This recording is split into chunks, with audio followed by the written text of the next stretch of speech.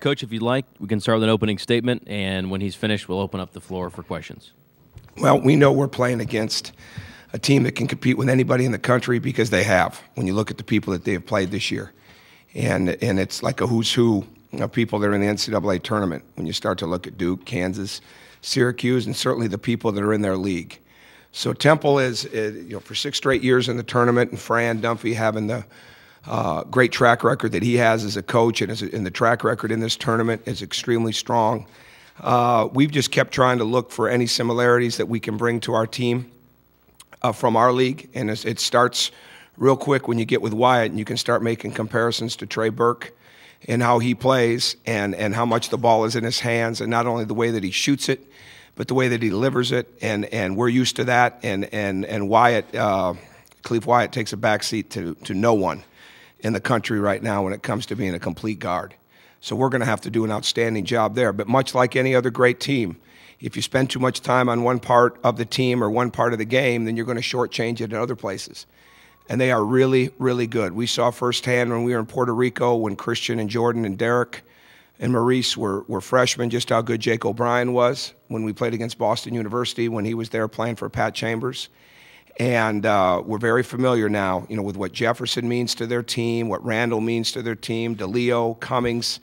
They're just they're an all-around tough team, and they epitomize toughness to me because they extend possessions, they get back, they make it tough for you to score, they move the ball, they can drive it. There's not a ton of things that you would say that you're getting ready for and all the different offensive things that they do. When it comes to all the different plays, but you certainly have to get ready for how good their players are. And it's a tall task. There's no doubt about it. And Steve McClain has been on top of this since Sunday night. So we feel like we're all pretty well versed in it right now. Our team is well versed in it with more time to get ready. And just like anything else this time of year, you've got to bring your best. You've got to bring your A game and your A attitude. I mean, to get ready to play. It sounds corny, but it's true. And that's exactly how we're approaching this. Questions for Coach, right here in the front. Coach, it's this team, do you feel a sense that these guys understand that the clock's ticking each time the ball goes up for them playing together? And because Christian said that he just wants to play as long as possible with these guys. Do you feel that sense with them? Maybe. I'm not locked into that. I'm more locked into just are we treating every part of what we're doing is the most important thing. But I'm sure that plays into it, absolutely. I want to be around them. So factors in for me. But, I mean, the reason they're in the position that they're in, the reason that they won the league the way that they did is because they really do. They bring their preparation. They bring their focus. They bring a togetherness. They bring it all the time. And I think that just continues to compound. And it's certainly you want it to be at its peak this time of year. So if that helps put it at its peak, then I think that's really good. You're in the back. Yeah, hi, Coach. Good start for the Big Ten. I think 6-1 in the first game. Is that kind of what you would expect? And is it nice to not be beating up each other right now? Well, I think the Big Ten's outstanding. I don't think there's any question about that. Nobody could argue it. And I think to just watch just a little bit that I've watched, and I didn't see a lot of the Michigan game, but I saw enough to see that, I mean, they were out and flying around and attacking. And I think the league prepares you for everything. And everything and anything, like I tell our team all the time. And I'm sure the other coaches have their own statements of how they view it, but it really all comes back to that. So no surprise whatsoever with how the Big Ten's playing. Cool. Nicole Auerbach, USA Today. Tom, I know senior night was an emotional night, and just about can you just talk about what that senior class has meant for the program and how they'll always be able to come back and know that they had a huge impact on the revival of the program? Well, they've established a legacy. There's no question about that because they were the ones that came back, and still in a short recruiting period at that point with them, even though we knew some of them a little bit longer. But they were the ones that came back, that had other opportunities to go other places, and that they came because it was a great tradition, because they felt they'd have an opportunity, and even at that point they had no true idea what they were getting into. And to have all of them be the ones that had to go through it without the upperclassmen, without the leaders in front of them, showing them the way, teaching them the way, helping them. I mean, I always knew that that was a big deal. But now when you look at the last couple of years, the way our juniors and seniors have helped the young guys, then you really realize how much they missed. And it's like a part of their childhood they'll never get back. You know, when you come into a program at that age and you are expected to go into this great, bona fide, you know, excellent league from top to bottom and compete in it night in and night out and be held responsible and accountable for those results without ever going through it before with anybody to show you how, that's a really big thing, really big thing. So I think it's shaped them. I think it's helped them. I don't think there's any question that they've all grown. I think there's an uncommon bond with those guys, and it's fun to see. I've been around that uncommon bond before, and years later you see how it still manifests itself, especially with being an assistant at Michigan State or being the head coach at Marquette. You see that come to life, and I don't think it's going to be any different with this group. Hi, Coach. Steve Andrus, WDRB-TV in Louisville. Could you share a story or maybe some insight into how ultra-competitive Will Sheehy is? He was in the locker room and was locked up tighter than Fort Knox when everybody asked him about scouting reports. Well, I'm not, that's probably not a good area for me. I just love Will's competitiveness, and I love his attitude. He's a force of energy. He's one of the best athletes combined with smarts and competitiveness that I've ever been around, that I've ever had the privilege to coach. He gets better. He's been a huge, huge part of how our work ethic in the program, along with Victor and Jordan Halls, was established, where if you weren't in the gym doing extra, you felt guilty because those guys were. But they're also a great example of what happens when you do spend that kind of time. Will takes a backseat to no one when it comes to extra work, when it comes to the abilities that he has. What he has that's really unique is he's got an incredible future. I think he's going to be an NBA player. But when basketball is all said and done, way down the line, he'll be one of the finest coaches that I could imagine if he wants to do that. I mean, if he ends up wanting to do that down the road, he's got such an attitude and an ability to see things and talk his teammates through it that when he does that, it's like having an extra player on the floor. It's like having an extra coach on the floor in practice, for one thing. But he's got a real sense of what it takes to be successful. And so that's why I appreciate him so much. Chase Senior, PhillyHoops.com. Coach, you mentioned Khalif Wyatt and his offensive capabilities. He's not the biggest or strongest guy, but what type of elements of his game make him so hard to defend? Well, he knows he's really good. I don't know the young man, but he knows he's really good. You can tell that there's no moment that's too big for him. You know, the bigger the stage, it doesn't make any difference, I would think. I mean, just to have the success that he's had. And he can get it to the rim, he can score in a pull-up, he can make threes from range, and he can find his teammates. And so when you have somebody like that can hurt you and beat you from so many different aspects of his game, that makes him that much more of a dangerous opponent. But they've got an excellent team. They get great spacing. And you can't become so locked into him that you forget about everybody else, and that's going to be a real key. This year, your starters played sparingly, Coach, up to 10 to 20 minutes for most of them. Temple starters played up to 35 to 40. How's that going to change the game at all in terms of fatigue and how much you want to run the court? I don't think it changes as much this time of year. I do think those timeouts play into this a little bit, the 20-minute halftime. I think all that adds into it. And really, we've tried to pace our season four times like this and not to have – plus, you want to develop the quality of your bench. There's been some days it's been good. There's been some days it hasn't been as good. But you want to develop that. You don't want to wear out your starters, and because you do want to play at a certain pace. But I don't know how relevant that is this time of year personally. Coach, I know he's affected the team in other areas throughout the season, but how important has it been to have Remy shooting the ball the way he has the last few games for you guys off the bench? Remy's been fantastic, and he just continues to work on his game with great diligence throughout the season. And it's had some real good moments and stretches for us, but certainly in the last few weeks, his confidence has continued to soar again. And it's important because then it's like we've got, when he's playing the way he's capable of, it's like having 7 starters. Tom, can you elaborate back here? Can you elaborate on coaching against Fran Dunphy? And not sure if you ever did when you were at Marquette, but what does that element add to this game? No, I haven't never had the chance, but I've had a lot of respect for him. He's always treated me really well. I don't know him great, but we have some mutual friends. And he's just an excellent basketball coach. I mean, you watch his teams, and now especially watching them, but I've watched them since Penn. So watching his teams now, you just see that there's no they're not going to get surprised. They're not going to beat themselves.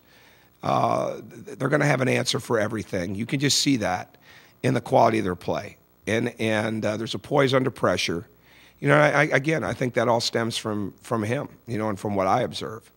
But this time of year, you're going to be going against great coaches all the time, and there's certainly no question that he is and has been one for a very long time. Sorry. Rick Mace with the Washington Post. Could you reminisce a little bit about your early encounters with Victor? What do you remember? What were your first encounters like with him, his family, DeMatha? Well, to me, I'll give you the things that stood out. The humbleness stood out to me. Certainly when you see him on the court, the burst, the athleticism, the ability to play at the rim. You know, I've got my 3 or 4 favorite baseline out of bounds or sideline out of bounds dunks I've seen him get, and whether it was at DeMatha or with Team Takeover, and really it all stemmed from the humbleness. Very inquisitive. I think that's why he's so respected by so many people, not only his peers back there, but his coaches, and some of the people that he's closest to were not only his head coaches, but his assistant coaches and the people that were parts of the staff. And Victor has always epitomized one of those people. He treats everybody with great respect that he comes in contact with. I don't think a title, you'd be hard-pressed to find a manager that wouldn't have the greatest things to say about him and the way that he treats him. It's just the way he is. Now, that comes from how he was raised. There's no doubt about that. You know, as I've gotten to know his mother, and through the recruiting process, and certainly more now, and I see his sisters, and I see the bond that they have. And I was sitting with him last night having something to eat, and it was Cody. I'd come in after everything was done to grab something, and Cody and Victor were sitting there, so I wanted to get permission to sit with the 2 All-Americans, because never had 2 All-Americans at once, so got to sit at their table, but Victor's mom called, and just to be a fly on the wall listening to them have a conversation, and him asking about his sisters. And you know what? That was one time for me, and that probably happens twice a day, maybe 3 times. You know, that's who he is. What you see is what you get, but what you get is a guy that's got an incredible desire to be successful, never at the expense of anybody else, but always knowing that his work ethic is going to be the thing that drives him. He wants to see others be successful. He wants to be successful, and he never stops working to make that happen. I mean, never stops working. And everybody sees the rise of the player. What I've seen, and we've always had the student. I mean, he's always done a great job in school. What I've seen is the rise of the student of the game and the way that he really, really studies the film and absorbs and tries to take things away. And he's never in there just watching tape. He's in there studying the game. And it's the same thing when the film session's over and there's an NCAA tournament game on. He's the same way. He's not just watching it as a fan. And I think all those things are going to really serve him well down the road. Cool. Tom, I have kind of an offbeat question. One of my colleagues is doing a story on Dwayne Wade. So I'm just, he's had an outstanding season this year, but LeBron has kind of overshadowed him. Wondering your thoughts on his season this year, and then also on being a part of the Heat streak that they're going through. Well, I think the last guy that would look at being overshadowed by one of his teammates would be Dwayne, because the comfort he has in his own person. I mean, Dove's got the new commercial with him, but he should have done the one I'm definitely comfortable in my own skin one. Though I love the one with his 2 kids.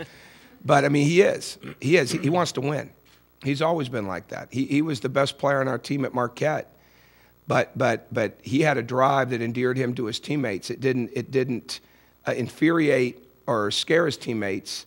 It brought them together. It moved them up, and he could take coaching and needling from his teammates. And I have no doubt that at the age of 31, he's doing that probably better than ever. He sees the big picture. He always has. He always has, especially his first year when he was sitting out. Because if you don't see the big picture, there's no way, when you've had basketball taken away from you the way that it was, that you really can endure that the way that he did. And he could see the big picture. He could see the future. And I think that's why he made the honor roll that year, the first semester, because he knew there was something out there for him. And I think he's like that, whether it's business, whether it's the basketball part of it, whatever it is. He sees it, but he's very detail oriented, and he knows. The best thing I can say about him too is he wants to be successful, but he wants others around him to be successful because he knows if they are, he will be too. And I think he's had that for a long, long time. On the streak, I think the way they win, I think you can see they've got all the parts put together. And again, when it's somebody's turn in the game to be hot, whether it's Shane Battier, whether it's Chris Bosh, whether it's Dwayne, whether it's LeBron, they let that happen. But then as soon as it's time for somebody else to make a play, that teammate lets that happen. And what you see, to me, is three things: incredible unselfishness, a great toughness, and a team that fuels so much off of their defense. And I think when you have those three things, then you have the confidence that they're winning with. Tom, back here in the back. I asked Jordan Holes about this, and he wasn't aware that he's tied the record for most games played at Indiana. Can you talk about how important it's been to have that kind of consistency out of Jordan and just the fact that he doesn't take into consideration these individual accomplishments? Yeah, that's funny you say that. We knew he was close a couple weeks ago. And Christian was close to the most starts, I believe, at Indiana. So I don't know how I would epitomize that. He has been everything we could have asked for from the beginning, because if you had a chance to see senior night, that's exactly what it is. We have such family-oriented guys that helps them become, and it doesn't make a difference if they have the traditional family or the non-traditional family, but they're very family-oriented. And certainly he's got a very traditional family, and what happens is he comes in and from the very beginning, he's made his family part of our players' families, especially when we had some distance kids at the beginning. And for him to have had the career that he's had and having at Indiana, for him to do the things that he's done, for him to continue to grow and get better, for him to continue to be the teammate that he has. I mean, when he's had issues this year, it's because he's pressed too hard, because he wants it too much, because almost sometimes he's trying too hard. And that's because he wants to win so bad. And that's because he wants his teammates to be successful. And I think when you have somebody like that, he's already established his place like Christian has, the older guys in the history of Indiana basketball, and deservedly so. Jordan is one of those people that you can always point to and say, this person always came in here, gave his very best, and at the same time wanted his teammates. I mean, it's really a common theme with our group. I mean, there's an unselfishness to him. And he's a huge part of that. Coach, you never faced Temple in your career. How much respect do you have for that school as a university institution? Both Temple and Indiana have amazing basketball histories behind them. Well, it was a part of it with Tom Izzo at Michigan State. We had chances to play Temple. So I've been there, been to the new center, or when it was the new center. And when Coach Chaney was there, and you had Pepe Sanchez and people like that. If you love basketball, you love Temple. How do you not? I mean, it's a great basketball program. Steve Adazio is a friend of mine, so I follow Temple football and appreciated what he did there, and was following Al Golden before that. I mean, I just think Temple's being in the East Coast enough to recruit and being by it. I love it. I mean, it reminded me a lot of Marquette, and I love those kind of schools in the sense where the basketball program is so big, and it's such a big deal to so many people, and it's such a big deal to the city. And I think what Fran has done is he's gone in there and he's made Temple continue to be the biggest thing. It's not about any one individual or about any one part of it. It's Temple basketball. I mean, I read something where he was showing his reverence again to John Chaney. I mean, that's a coach's coach right there, and they've got great tradition. But, I mean, if you're going to characterize the program, you've got to characterize it with durability. You got to characterize it with toughness. And you got to characterize it with fearlessness, whether how they play or how they've scheduled all these years.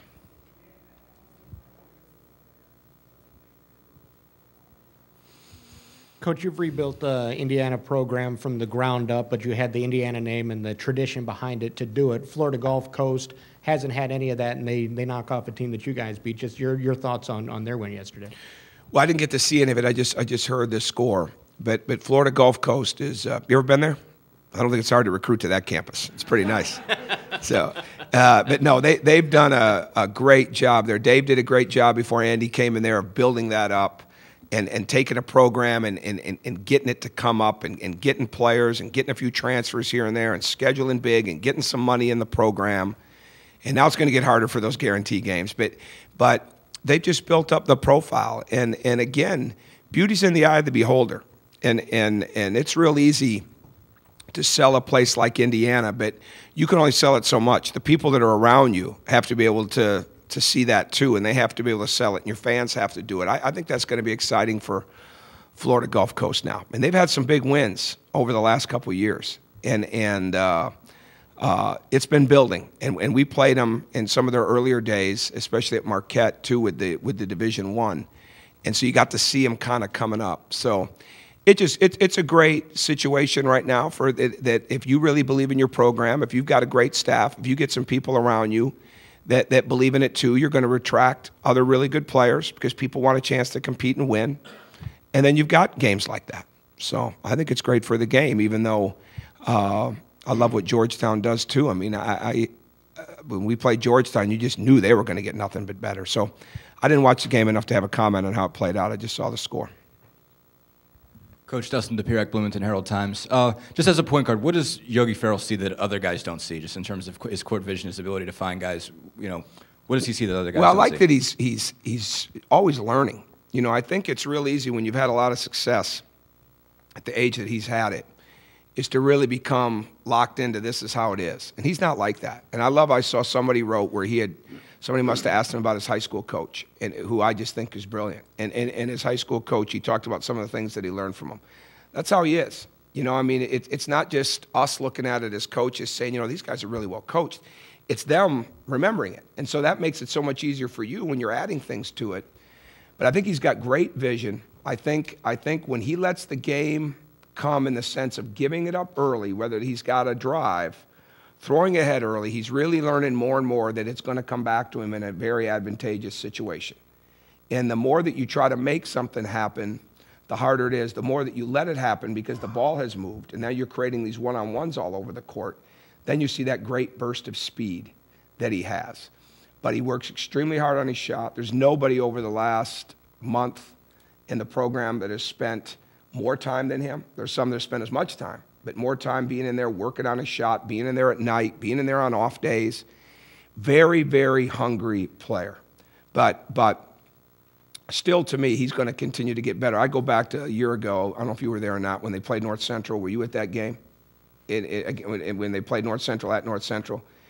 And watching him pick apart a defense and find people in all corners and just deliver the basketball the way that he does. He's just got a great gift of he can see it, and then he'll trigger it right away. But even today, when we're going through the film, there were a couple of plays that could have been made better. He sees that, and then he responds to it, and then he usually carries it right out the next day. So the short memory thing is the biggest thing to me. He gets over success and he gets over failure real quick, and he moves right on. Got time for one more question. Last one.